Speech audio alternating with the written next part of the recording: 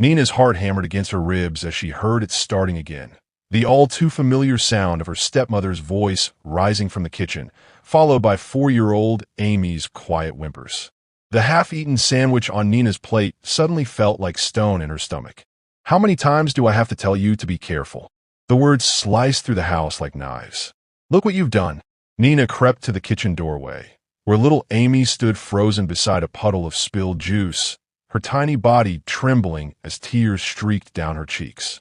Their stepmother, Rebecca, loomed over her, face contorted with a rage completely disproportionate to the minor accident. "I am sorry," Amy whispered, her voice so small it barely existed. "Sorry doesn't clean up messes, does it?" Rebecca grabbed Amy's arm, fingers digging into the child's soft skin as she yanked her toward the paper towels. "This is exactly why your father is always working late. Who would want to come home to this?" The sight of Amy's terrified eyes finding hers across the room made something snap inside Nina. 3 months of watching, of trying to distract Rebecca, of comforting Amy after these episodes, all while their father worked endless hours at the hospital, unaware of what was happening in his absence. "Stop it!" Nina burst into the kitchen, her voice cracking with emotion. "She's just a little kid. It was an accident." Rebecca's head whipped toward her, eyes narrowing dangerously. "Stay out of this, Nina. This doesn't concern you." But as Rebecca's grip tightened on Amy's arm, Nina lunged forward, positioning herself between them. "Please don't hurt her. Dad wouldn't want this. He wouldn't." What Nina couldn't know, was that in the corner of the ceiling, hidden within a smoke detector, a tiny camera captured everything. The same camera that Amy's father had installed last week after noticing unexplained bruises and his youngest daughter's growing fear of being home. The footage that would, by morning, change everything. If you're new to this channel, hit the subscribe button and share to family and friends. Nina couldn't remember when she'd first become her sister's protector.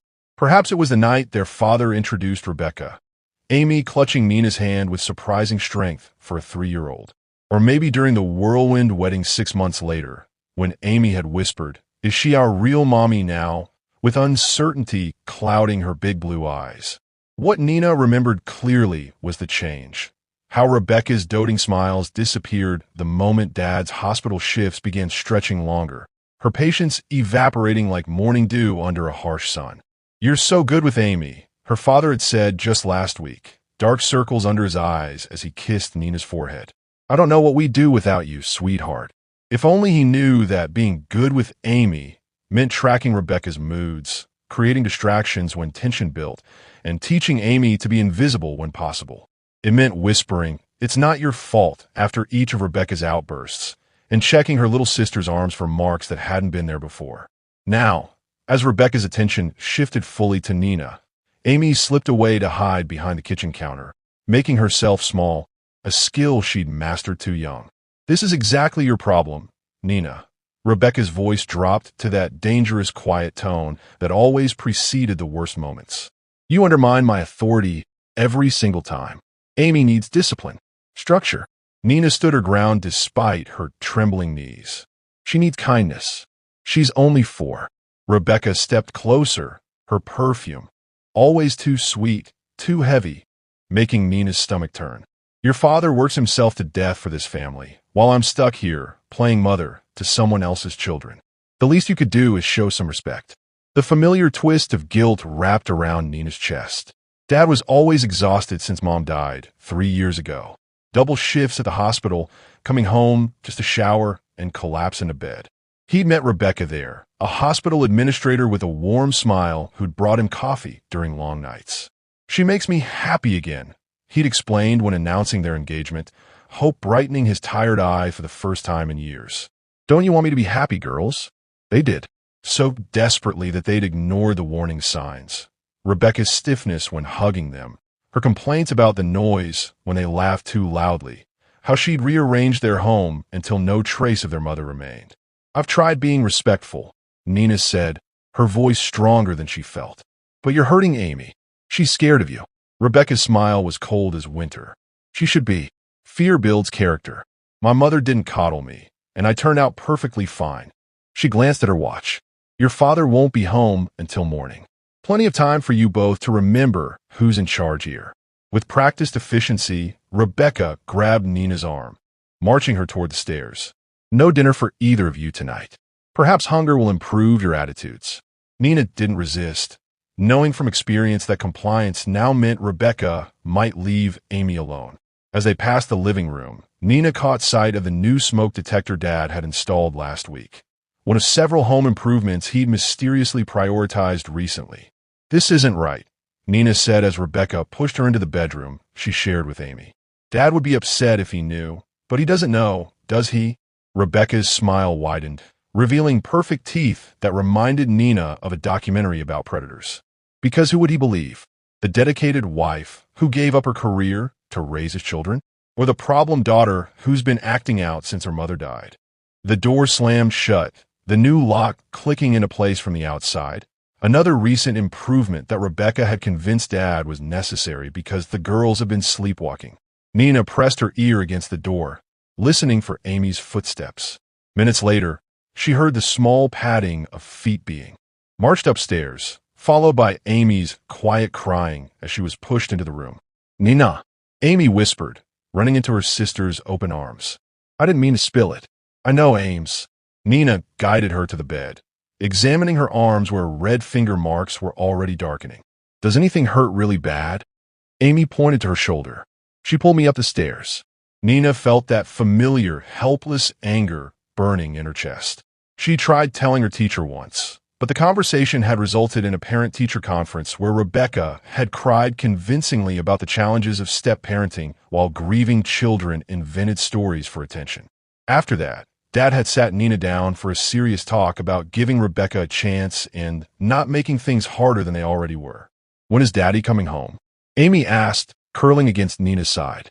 "Tomorrow morning," Nina replied, stroking her sister's hair. "He has the late shift. Can we tell him about the bad things?" Nina hesitated. They'd tried before, but Dad was always so tired, so grateful for Rebecca's help. And Rebecca was always different when he was home, patient, smiling, the perfect stepmother. "Maybe," Nina said carefully. "But first, let's get some ice for your shoulder." "The door is locked," Amy reminded her. Nina smiled conspiratorially, pulling a bobby pin from her hair. "Not for long. Dad taught me this when we got locked out last summer, remember?" Amy's eyes widened. "Won't you be mad?" "She's watching her shows downstairs," Nina whispered, working the pin in the lock. "We'll be super quiet, like ninjas." As the lock clicked open, Nina peeked into the hallway. The house was silent except for the murmur of the television downstairs. She took Amy's hand, guiding her toward the bathroom, where they kept a small first aid kit hidden beneath the sink, another of Nina's secret preparations. Neither girl noticed the tiny blinking light in the hallway smoke detector, capturing their furtive journey. Amy's limp becoming more pronounced with each step, Nina's protective arm around her shoulders, the whispered reassurances. Nor did they see their father, sitting in his car outside the hospital, staring at his phone where a security app notification had just appeared, motion detected upstairs hallway. His finger hovered over the livestream button, his heart pounding with the fear of what he might see. After weeks of Amy's unexplained bruises and Nina's increasingly desperate attempts to keep her sister within sight, Dr. James Mitchell was finally ready to face what he'd been trying not to see. The truth about the woman he'd welcomed into their broken family. Will Nina successfully care for Amy's injuries without Rebecca discovering them? What will their father see when he views the security footage? Click the subscribe button if you're yet to do so.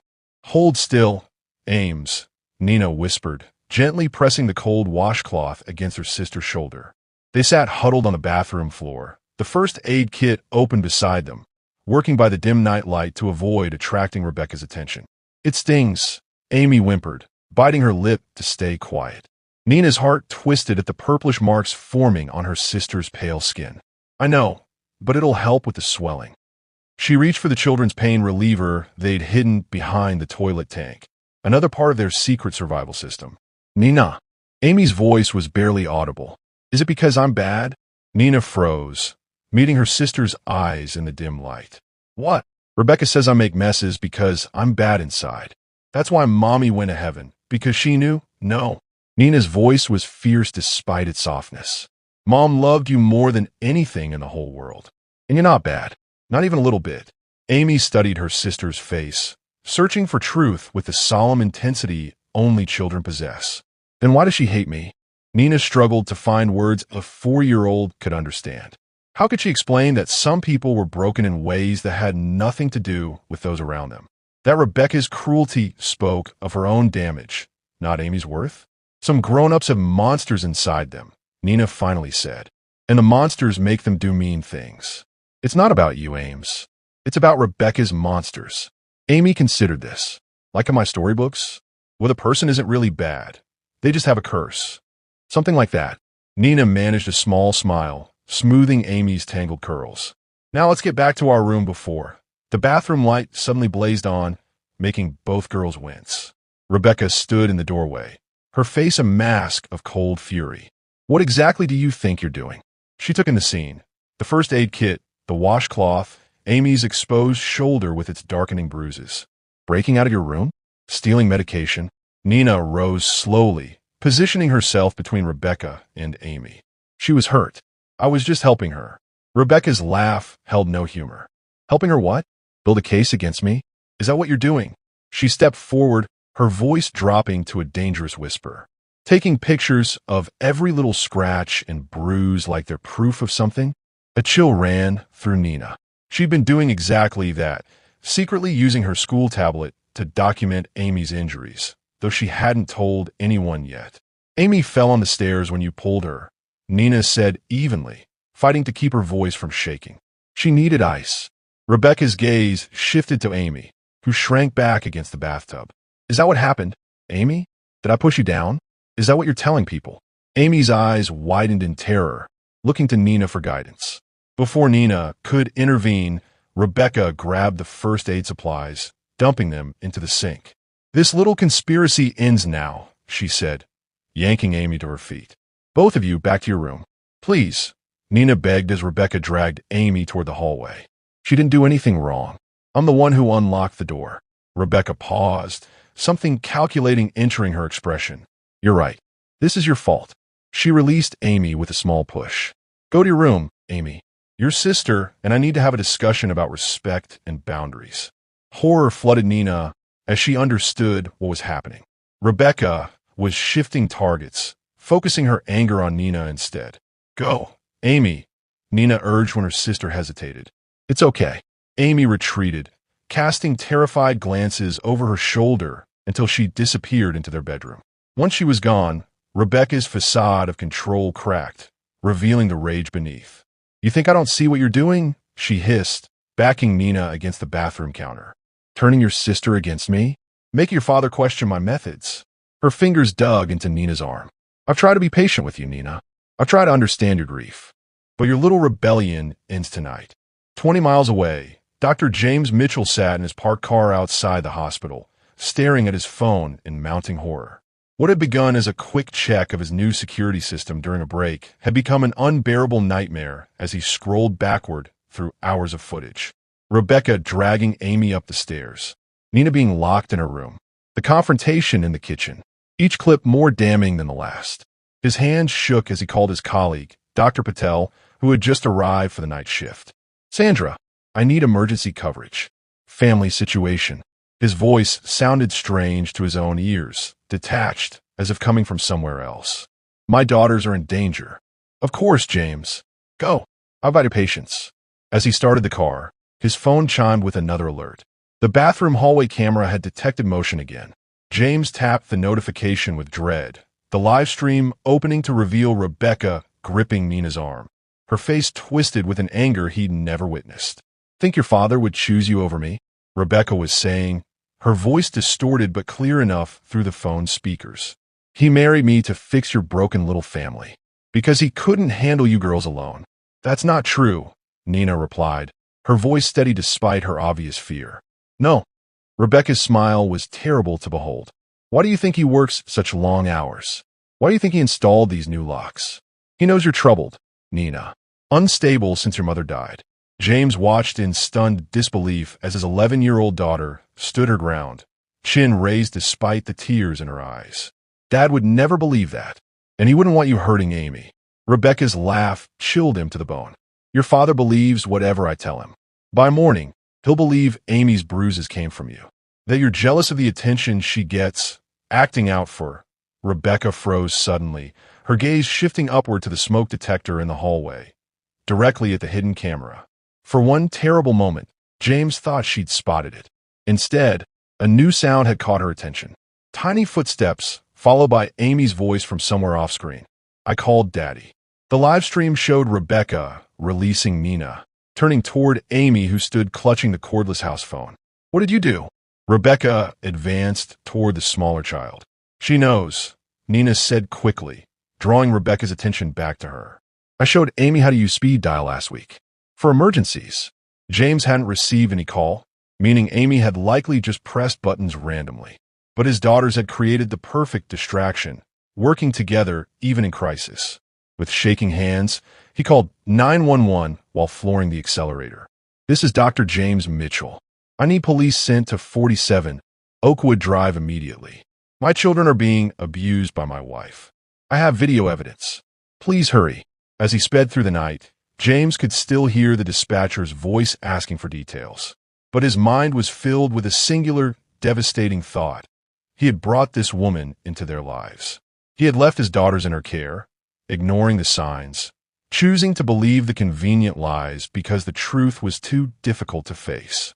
Now, his children were paying the price for his willful blindness, and he might not make it home in time to save them. Rebecca's face transformed as she processed Amy's words.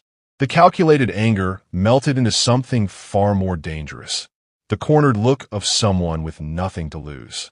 Give me the phone, Amy, she said, voice eerily calm as she extended her hand.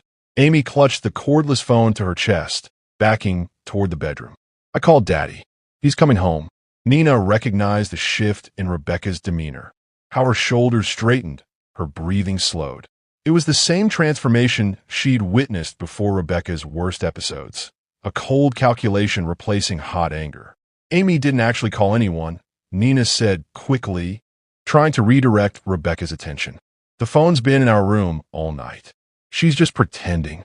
Rebecca ignored her, advancing on Amy with measured steps. Such an imagination your sister has. But Daddy's working, remember? He can't come home until morning. Nina lunged forward, grabbing Rebecca's sleeve. Leave her alone. The backhand came so fast Nina barely saw it, just felt the explosion of pain across her cheek as she stumbled backward into the hallway wall. For a moment, stars danced in her vision, the taste of blood filling her mouth where her tooth had cut her inner lip. Nina! Amy screamed, dropping the phone and running toward her sister. Rebecca intercepted her, scooping the small girl up despite her kicking and struggling. That's enough from both of you. Since you can't be trusted in your room, we need a more secure location until morning. Nina pushed herself upright, fighting dizziness as she watched Rebecca carry Amy toward the stairs. Where are you taking her? The basement has a lovely storage closet, Rebecca called over her shoulder, her voice chillingly pleasant as Amy's struggles grew more frantic. No windows, sturdy door. Perfect for timeout until your father gets home and sees what his darling daughters have been up to. Terror shot through Nina as she remembered the small, windowless storage space beneath the stairs, dank, spider-filled, and without light. Amy was terrified of the dark, couldn't even sleep without her star-shaped nightlight. She's only 4, Nina cried, stumbling after them. Please, Rebecca, I'll do anything. Put me in there instead. Rebecca paused at the top of the stairs, Amy still squirming in her arms. That's the first sensible thing you said all night. Her smile was terrible to behold. Both of you can spend the night there. Perhaps some quality sister time will help you reconsider these wild stories you're inventing. As they descended the stairs, Nina's mind raced through options. The front door was locked with a deadbolt requiring a key. The back door through the kitchen had an alarm. The windows all had child safety locks that Rebecca had convinced Dad to install for the girls' protection. They were trapped until Dad or help arrived. Dr. James Mitchell ran a red light, his phone's GPS announcing he was still 15 minutes from home. The dispatcher remained on the line in his car's speaker system. Units have been dispatched to your address, Dr. Mitchell. Estimated arrival time, 7 minutes. Please do not enter the residence until officers secure the scene. My daughters are in there, James replied, voice tight with fear and self-recrimination. I installed the security system last week after noticing bruises on Amy. I should have acted sooner. You're acting now, sir. That's what matters. James wasn't so sure. The footage he'd seen revealed a pattern of abuse that had clearly been ongoing, and Nina had been dealing with it alone, protecting her little sister while he worked endless shifts, trusting Rebecca's explanations for every concerning sign. I have video access, he told the dispatcher. I can see what's happening inside in real time. That could be extremely helpful to responding officers. Can you describe what you're seeing now? James tapped his phone screen, cycling through camera feeds while trying to keep his eyes on the road. The hallway was empty. The girl's bedroom empty. The kitchen, his blood froze as the basement camera feed appeared, showing Rebecca marching his daughters down the stairs, Amy still struggling in her arms while Nina followed, a red mark blooming on her cheek. She's taking them to the basement, he reported, voice cracking. My oldest daughter appears injured. Stay on the line, Dr. Mitchell. Officers are 5 minutes out. But James knew what Rebecca was capable of now. 5 minutes might be too long. The basement air smelled of laundry detergent and the damp earthiness of the century-old foundation. Rebecca flicked on a single bulb that cast long shadows across the concrete floor, illuminating the small door built into the space beneath the stairs. Here we are, she announced, setting Amy down but maintaining a firm grip on her arm. Your accommodations for the evening. Nina assessed their surroundings desperately. The laundry room connected to this main space offered no escape. Its small window was painted shut, meant only for ventilation. The only exit was the stairs behind Rebecca. If you let Amy go upstairs, I'll go in there without fighting, Nina offered, meeting Rebecca's eyes directly. She's too little for the closet. She gets nightmares. How touching, Rebecca replied, opening the closet door to reveal a space barely 5 feet square, filled with holiday decorations and old paint cans. But you don't make the rules here, Nina. You don't. As Rebecca reached for Nina, intending to push her into the space first, Amy bit down hard on the hand, gripping her arm. Rebecca yelped in pain and surprise, automatically releasing the child. You little animal. Amy darted away, diving behind a stack of storage bins. Nina seized the momentary distraction, shoving past Rebecca toward the stairs. If she could just get up there, find a phone, break a window, Rebecca recovered quickly, grabbing Nina's ankle as she reached the 3rd step. Nina fell hard, her chin hitting the wooden edge with a crack that sent pain radiating through her jaw. She kicked desperately, connecting with something solid as Rebecca grunted in pain. Amy, run, Nina shouted, still fighting to free herself from Rebecca's grip. Get upstairs. Hi. But Amy didn't run for the stairs. Instead, she emerged from behind the storage bins with Dad's heavy aluminum flashlight from the emergency kit, one of several he kept throughout the house. Let go of my sister. Amy's voice was higher and stronger than Nina had ever heard it as she swung the flashlight against Rebecca's leg. The blow wasn't powerful coming from a 4-year-old, but the surprise of it made Rebecca loosen her grip just enough for Nina to scramble up several more steps. Rebecca's face contorted with rage as she lunged for Amy. You're both going to regret this when your father gets home. My father is already home. The voice from the top of the stairs froze everyone in place. James Mitchell stood silhouetted in the doorway, his phone in one hand, keys still clutched in the other. Behind him, red and blue lights flashed through the windows as sirens wailed in the driveway. Nina felt her legs give way as relief crashed over her in a dizzying wave. Daddy, she whispered, tears spilling down her cheeks. You saw. I saw everything, he replied, his voice breaking as he started down the stairs. The next hour passed in a blur of uniforms and gentle questions.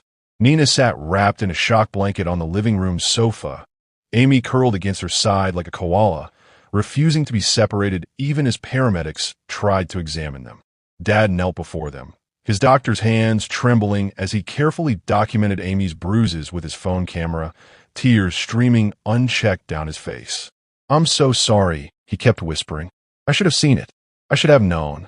In the kitchen, Rebecca sat handcuffed at the dining table, her perfect mask now completely shattered as she alternated between teary pleas of innocence and cold accusations about troubled children and impossible expectations.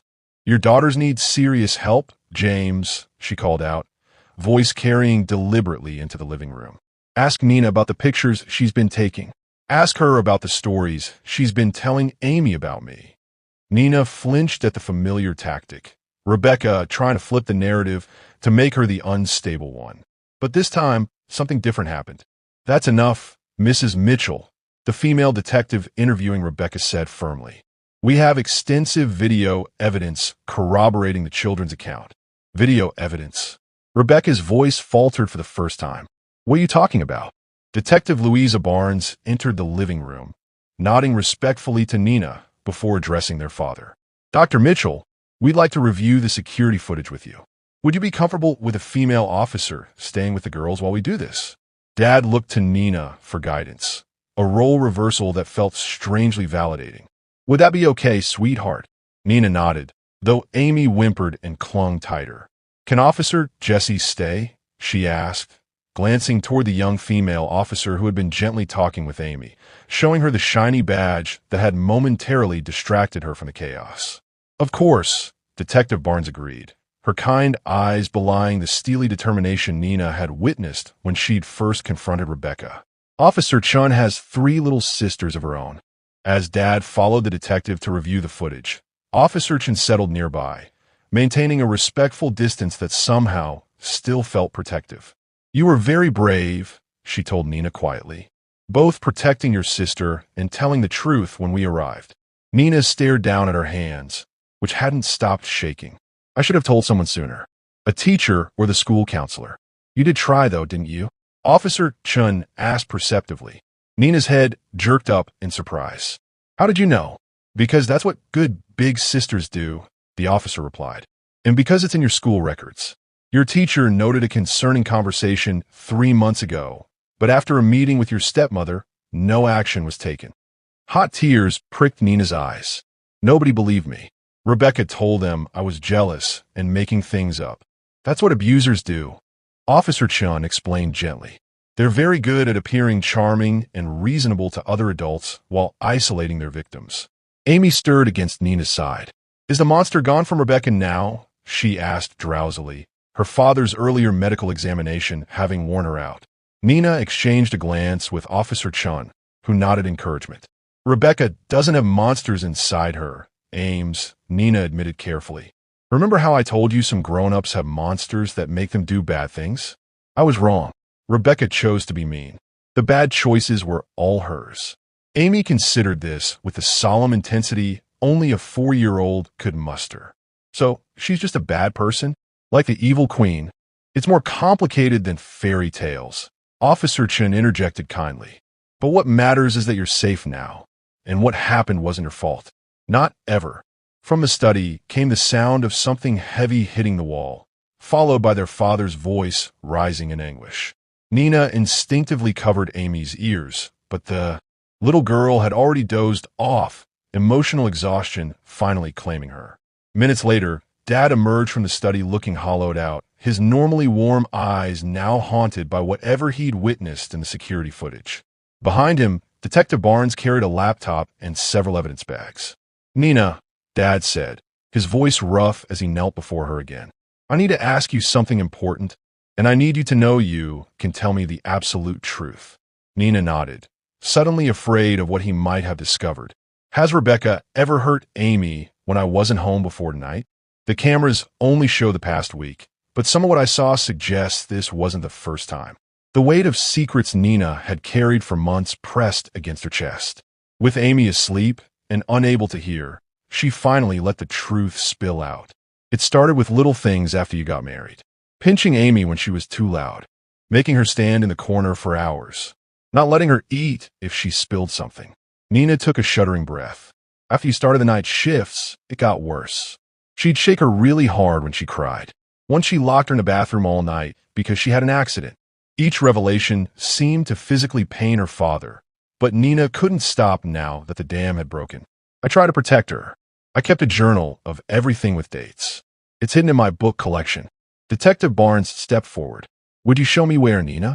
That would be extremely helpful evidence." As Nina carefully extracted herself from Amy's sleeping form, Dad asked the question that had clearly been haunting him. "Why Amy more than you? Did Rebecca ever explain that?" Nina paused at the foot of the stairs. She said Amy looks just like Mom, that it was like seeing a ghost in our house. She met her father's devastated gaze. She hated that you kept mom's pictures up when they first started dating. Remember how they all disappeared after the wedding? Rebecca said having them around was unhealthy for everyone's healing process. The revelation struck her father like a physical blow. Amy did look remarkably like their mother. The same heart-shaped face, the same blue eyes and dimpled smile. Nina had her mother's determination, but their father's coloring. She'd never considered how that visual reminder might feed into Rebecca's cruelty. "I found something else you should see," Nina said quietly, leading Detective Barnes upstairs to her bedroom. From beneath a loose floorboard under her bed, she withdrew a composition notebook and a small tablet computer, the one she used for school, which had been mysteriously lost last month. "Rebecca took this away when she found me documenting Amy's bruises," Nina explained, powering on the device. "I snuck into her closet and stole it back after she hid it. There are pictures with dates going back 4 months. Detective Barnes accepted the evidence with profound respect. "Nina, do you know what testimony means?" Nina nodded. "It's when you tell what happened in court." "That's right. And yours is going to be very important." The detective's expression softened. "But tonight you've done enough. The bravest thing you can do now is let us adults handle the next steps while you take care of yourself and Amy." As they descended the stairs, Nina saw 2 officers escorting Rebecca to a police car, her perfect composure now completely shattered. For the first time, Nina didn't feel fear watching her stepmother. Instead, she felt something unexpected, pity, because Rebecca might have destroyed their sense of safety, left scars both visible and invisible. But she hadn't broken the bond between 2 sisters or the truth that had finally set them free. Dawn broke over a house that felt both emptier and fuller than it had in months. Rebecca was gone, held without bail after the judge viewed selected clips from the security footage. But the shadow of what she'd done stretched across every room, every interaction. Nina sat on the living room floor beside Amy, mechanically helping her sister arrange puzzle pieces while their father spoke in hushed tones with a social worker in the kitchen. 3 days had passed since that night, yet exhaustion clung to all of them like a second skin. "They're going to take us away, aren't they?" Amy whispered, her small fingers tracing the edge of a puzzle piece without actually placing it. Nina's heart constricted. "No, miss. Why would you think that?" Rebecca said, "That's what happens to kids with bad parents. That they go to scary places with strangers." Amy's voice dropped even lower. "Is Daddy a bad parent because he didn't know?" The question hung heavy between them. One Nina had been wrestling with herself. She loved her father fiercely, but part of her couldn't understand how he hadn't seen what was happening. How he believed Rebecca's explanations for Amy's bruises, for Nina's increasingly desperate attempts to communicate something was wrong. "Dad made a mistake," Nina finally said, choosing her words carefully. "Grown-ups make mistakes too, but he's trying to fix it." In the kitchen, the social worker's voice rose slightly. "Children who've experienced this kind of trauma need specialized support, Dr. Mitchell. I'm concerned about your work schedule and the lack of a support system." Nina pretended not to hear, but Amy's shoulders tensed. She'd become hypervigilant about adult conversations, about tones that shifted from pleasant to something else. When her father finally emerged from the kitchen, the lines around his eyes had deepened. "Ms. Watkins will be checking in with us regularly," he explained, attempting a reassuring smile that didn't reach his eyes. "She's going to help us find a right therapist for both of you." "Are we in trouble?" Amy asked immediately. Dad knelt beside them, his medical badge still clipped to his shirt from the brief hospital visit he'd made that morning to officially request family leave. "No, sweetheart. No one is in trouble except Rebecca." "Then why does the lady want to take us away?" James shot a pained glance toward Nina, who merely nodded confirmation. She'd heard it too. "No one is taking you anywhere," he promised, gathering Amy into a gentle hug. "This is our home. We're staying together." But later that night, after Amy had finally fallen asleep in Nina's bed, unable to sleep alone since the incident, their father revealed the complicated truth. "The child welfare system has concerns," he admitted, sitting heavily on the edge of Nina's bed. "About my ability to care for you both while working, especially given what happened under my nose." Nina felt a cold dread building.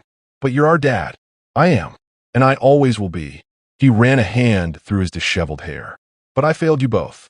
I brought that woman into our lives. I didn't see what she was doing. I didn't listen when you tried to tell me. You were working, Nina offered, the excuse feeling hollow even to her own ears. That's not good enough, Dad replied, voice cracking. Nothing excuses what I missed. And now, he gestured vaguely toward Amy, who whimpered in her sleep. The damage is done.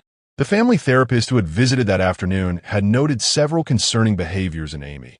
Her refusal to be separated from Nina, her flinching at sudden movements, how she apologized constantly for minor accidents. Classic signs of abuse, the therapist had explained while Amy played within earshot, seemingly oblivious but undoubtedly absorbing every word. What's going to happen now? Nina asked, voicing the fear that had been building since the social worker's visit. Dad took both her hands in his. I've requested emergency family leave from the hospital. 3 months to focus entirely on you and Amy. But there's something else we need to discuss. Nina braced herself for bad news. Your grandmother, Mom's mom, called after seeing the news. He hesitated, clearly struggling with whatever came next. She wants to come stay with us. Help us through this. The mention of their maternal grandmother sent a complex wave of emotions through Nina. Grandma Ellis had distanced herself after Mom died, her grief creating a chasm that Dad had never quite known how to bridge. The last time they'd seen her was over 2 years ago, before Rebecca entered their lives. Does she blame you? Nina asked quietly, understanding adult dynamics better than any 11-year-old should. For what Rebecca did? Dad's eyes filled with tears. She has every right to. I promised her I'd take care of you girls, and instead, it wasn't your fault, Nina interrupted fiercely, surprising herself at the sudden protectiveness she felt toward her father. Rebecca tricked everyone. Even my teacher thought I was making things up. But I'm your father. I should have seen through her. The raw self-recrimination in his voice scared Nina more than Rebecca's coldest anger ever had. Dad, we need you to be okay, she whispered. Amy and I need you. Before he could respond, Amy cried out in her sleep, her small body jerking as she battled nightmares they couldn't protect her from. Dad moved immediately to comfort her, but she recoiled from his touch, eyes flying open in terror. No, don't hurt Nina, she screamed, still caught between dreams and reality. Amy, it's Dad, he soothed, hands hovering helplessly. You're safe. Nina's safe. But Amy scrambled away, pressing herself against the headboard, eyes wild with fear until they finally focused on Nina. Make her stop, she pleaded, reaching for her sister. Make Rebecca stop. Nina gathered Amy into her arms, the practiced motion of protection now second nature. Over her sister's head, she met her father's devastated gaze. This is why Ms. Watkins is worried, he admitted, voice barely audible. Amy associates adult authority with danger now. Even me. She'll get better, Nina insisted, though uncertainty gnawed at her. We just need time. Dad nodded, but his expression revealed the brutal truth they'd been avoiding. Time alone wouldn't heal these wounds. Amy's terror, Nina's hypervigilance, his own crushing guilt, all of it had become a tangled web that threatened to suffocate them. I don't know how to fix this, he confessed, the admission clearly costing him deeply. I don't know how to be what you both need right now. As the night deepened around their broken family, Nina realized they had entered the darkest part of their journey. The space where pretending things would simply get better became impossible, where the damage done could no longer be minimized or overlooked. Rebecca was gone, but the aftermath of her cruelty remained, embedded in Amy's nightmares, in Nina's exhaustion, in their father's shattered confidence. The question hanging over them now wasn't about surviving Rebecca anymore. It was whether they could survive what she had broken within each of them. The knock came at precisely 10 o'clock Saturday morning. 3 sharp raps that somehow conveyed both authority and hesitation. Nina watched from the staircase as her father smoothed his shirt and opened the door to reveal Grandma Ellis standing on the porch. Her silver hair cut shorter than Nina remembered, her posture as straight as always despite her 70 years. James, she said simply. Catherine. Dad stepped back, allowing her entry. Thank you for coming. The formality between them broke Nina's heart. Before Mom died, Grandma Ellis had been Mom to Dad and Grammy to the girls. Now, they were strangers connected only by grief and the current crisis. Amy peeked out from behind Nina, curious but wary. Who's that lady? She whispered. The question struck Nina like a physical blow. Amy had been just 2 when they'd last seen their grandmother. Too young to remember the woman who had once baked cookies shaped like dinosaurs because they were Amy's favorite. "That's Mom's mom," Nina explained softly. "Our grandmother." Before Amy could respond, Grandma Ellis looked up, her eyes, so like Mom's, finding them on the stairs. For a moment, her composed expression cracked, revealing raw emotion underneath. "Nina," she breathed, one hand rising to her heart. "And little Amy." She moved toward the staircase slowly, as if approaching shy woodland creatures. "My goodness, how you've both grown." Nina felt frozen, caught between rushing down to hug the woman who represented their last connection to Mom and maintaining her protective position beside Amy. Before she could decide, Amy made an unexpected move, descending 2 steps. "Did you know my mommy?" she asked, her small voice filled with cautious hope. Grandma Ellis blinked rapidly, fighting tears. "Yes, sweetheart. I knew her better than anyone. I was her mommy." Amy considered this, her 4-year-old mind working to understand. "Nina says Mommy loved me lots and lots, even though I don't remember her." "Your sister is absolutely right," Grandma confirmed, carefully climbing 2 steps to meet Amy halfway. "Your mother loved you more than anything in this world. More than ice cream." A genuine laugh escaped Grandma Ellis, probably her first in days. "Much more than ice cream. Even more than those silly dinosaur cookies she always made me bake for you." Amy's eyes widened. "Dinosaur cookies? Real ones?" "Real dinosaur-shaped cookies," Grandma confirmed. "With green frosting, if I remember correctly." "Could we?" Amy glanced at Nina for reassurance before continuing. "Could we make those sometime?" The simple request hung in the air like a lifeline, an unexpected bridge across the chasm of loss and trauma. Grandma Ellis sank onto the step, now at eye level with Amy. "I would like nothing better in the world," she said softly. By afternoon, the house smelled of vanilla and cinnamon. Grandma Ellis stress-baked, a trait Mom had inherited, and something had shifted in their fractured family dynamic. Nina observed it from her perch at the kitchen counter, where she was supposedly helping cut dinosaur shapes from cookie dough, but mostly watching the interactions around her. Dad and Grandma moved through the kitchen with the awkward dance of people forced into close quarters after years of distance. But there was something else beneath the tension, a shared purpose that smoothed their interactions. They both loved Amy and Nina. They both wanted to help them heal. "I spoke with Dr. Lyons this morning," Dad said as he washed measuring cups. "She's the child psychologist Ms. Watkins recommended. She has an opening for Amy on Tuesday." Grandma nodded, carefully monitoring Amy as she pressed a cookie cutter into dough with intense concentration. "And Nina?" "Thursday, different therapist. Dr. Lyons suggested separate providers to ensure both girls have completely confidential space." Nina pretended not to hear, though the mention of therapy sent a flutter of anxiety through her chest. What would she say? How could she explain that she still checked the locks 3 times before bed? That she kept a backpack hidden with emergency supplies in case they ever needed to run? That sometimes she still heard Rebecca's voice even though she was gone? "Nina." Amy's voice pulled her from spiraling thoughts. "Look, I made a T-Rex with extra sharp teeth." Nina forced a smile. "That's awesome, Ames." But Amy, with her uncanny perception, wasn't fooled. "Are you having bad thoughts?" The question silenced the kitchen. Dad and Grandma exchanged concerned glances while Nina struggled to find an appropriate response.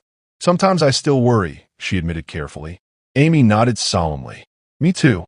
I get scared Rebecca will come back." The honest acknowledgement of their shared fear, spoken aloud instead of whispered in darkness, felt strangely liberating. Nina reached for her sister's flour-covered hand. "She's in jail," Nina reminded her. "She can't hurt us anymore." "But what about her monsters?" Amy persisted. "What if they find us again?" Nina opened her mouth to repeat her earlier explanation that Rebecca didn't actually have monsters, but Grandma Ellis spoke first.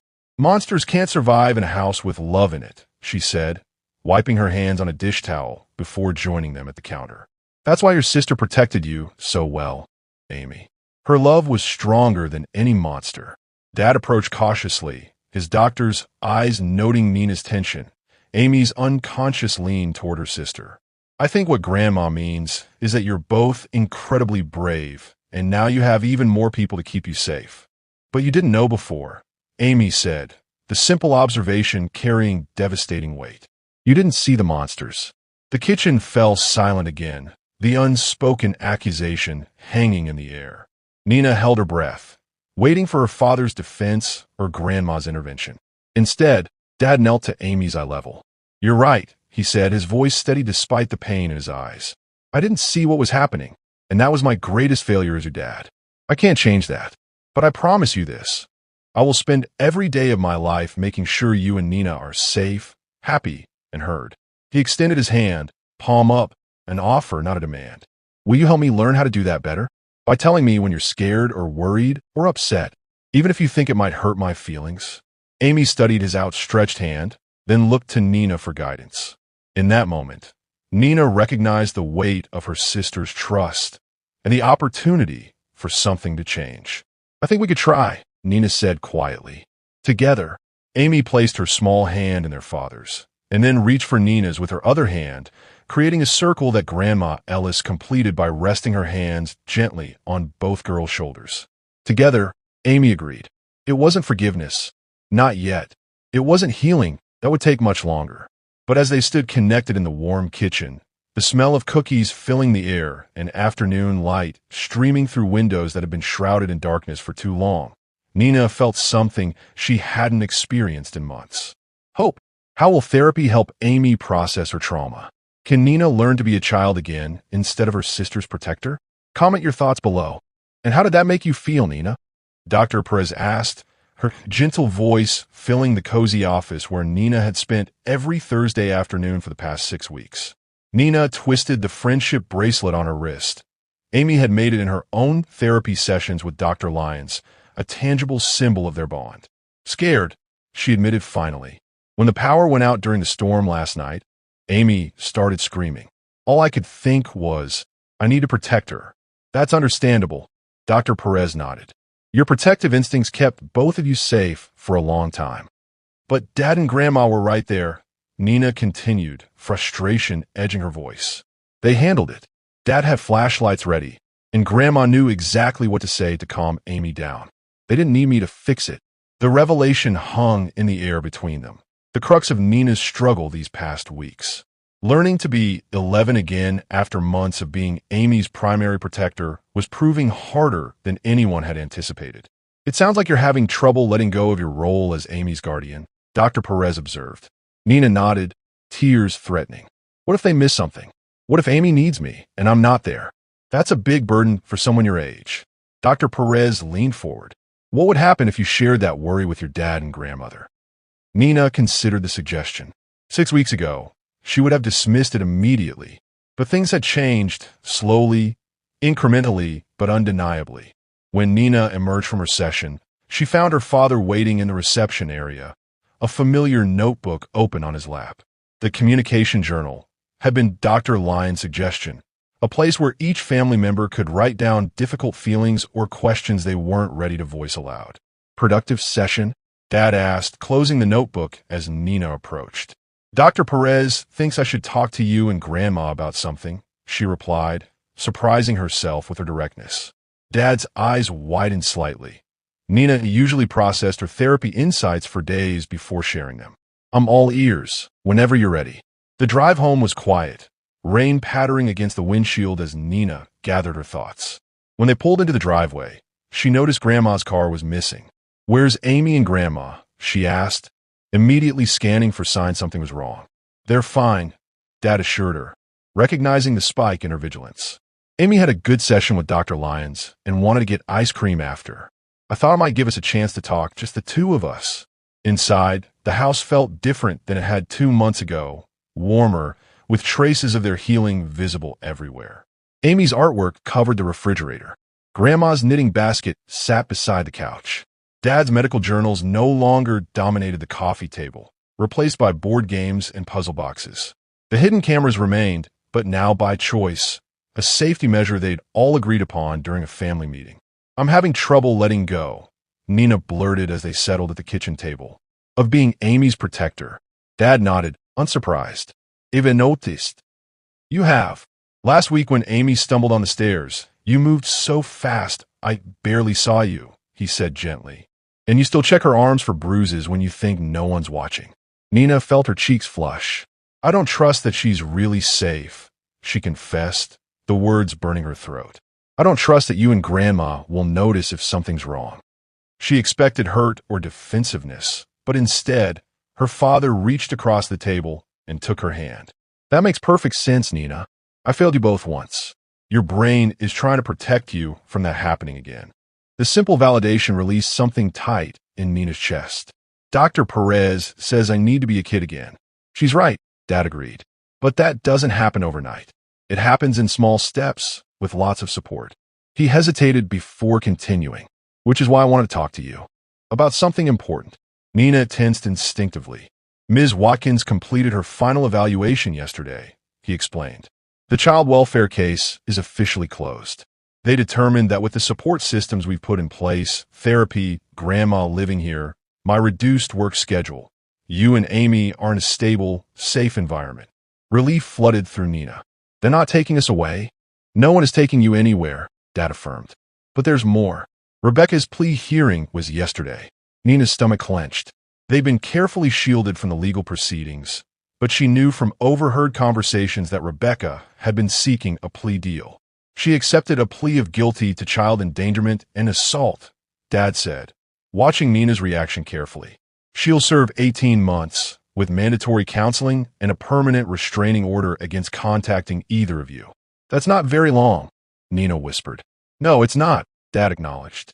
Which is why we need to talk about what happens when that time is up, about your fears, and how we make sure you both always feel safe. The front door opened before Nina could respond, Amy's excited voice calling out as she rushed into the kitchen with Grandma, following behind. Nina, we got ice cream and saw a dog with only 3 legs, and he was still super happy and running around. Amy's enthusiastic report tumbled out in one breath, her eyes bright with excitement rather than fear, a sight that still surprised Nina sometimes. That sounds awesome, Ames, Nina replied, automatically scanning her sister for signs of distress, a habit she wasn't sure she'd ever break completely. But today, something was different. As Amy launched into a detailed description of the 3-legged dog, Nina found herself genuinely listening rather than just analyzing her sister's emotional state. And when Amy accidentally knocked over her water glass seconds later, Nina stayed seated, watching as Grandma calmly handed Amy a towel while continuing the conversation, no tension or fear clouding the simple accident. You can help if you want, Grandma told Nina, noticing her internal struggle. Or you can finish your conversation with your dad. Amy and I have this covered. The choice, to help or to trust, stretched before Nina like a crossroads. 2 months ago, there would have been no choice at all. She would have jumped in, taken over, protected Amy from any possible negative consequence. Instead, she took a deep breath and said, I think you guys have it handled. Amy beamed at her across the table, not the nervous smile of a child seeking approval, but the confident grin of a 4-year-old slowly reclaiming her childhood. We do. I'm getting really good at cleaning up spills. Dr. Lyon says accidents are just accidents, not bad things about me. This simple statement, evidence of Amy's own healing, brought unexpected tears to Nina's eyes. Her little sister was getting better, growing stronger. Perhaps it was time Nina allowed herself the same opportunity. Dad, she said, turning back to their interrupted conversation, I think I'm ready to talk about those safety plans. But not because I'm responsible for protecting everyone. She glanced around at her family, imperfect, healing, but undeniably stronger together. Because we're all protecting each other now. As they gathered around the table, Dad pulling out the communication journal, Grandma offering tissues for Nina's tears, Amy leaning against her sister with complete trust. Nina realized they had crossed an invisible threshold. The family Rebecca had tried to destroy hadn't just survived. They were beginning to thrive. 1 year later, the school auditorium buzzed with excited families as Nina stood backstage, peering through the curtain at the crowded seats. Somewhere out there, Dad, Grandma, and Amy were waiting to watch her deliver her speech as 6th grade graduation speaker, an honor she'd earned through an essay contest about courage.